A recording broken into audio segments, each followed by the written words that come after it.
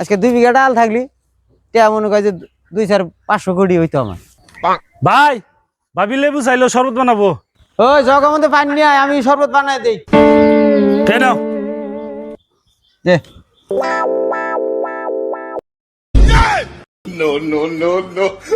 এই যে লেবু কেটে দিছি আর ফ্রিজে থাওগা শরবত হয়ে যাবো গা, যাও।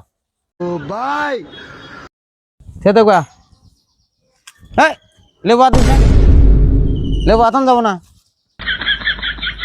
শরবত হয়েছে। হ্যাঁ যাও ফ্রিজে থাওগা, বড়িয়া শরবত হয়ে যাবো, যাও। চিবে চিবে দেন না। না সুবাইয়া দিছি না, হ্যাঁ শরবত হয়ে যাবো, যাও যাও। সে তো গা ফ্রিজে নিয়ে যাও, সে তো গা। কি আছে ভাই ভাই ভাবি লেবু দিবার কইলো শরবত বানাবো, একটা লেবু 50 টাকা 40 টাকা করে দাম হইতেছে, আয়া লেবু দেও ভাই শরবত বানাবো।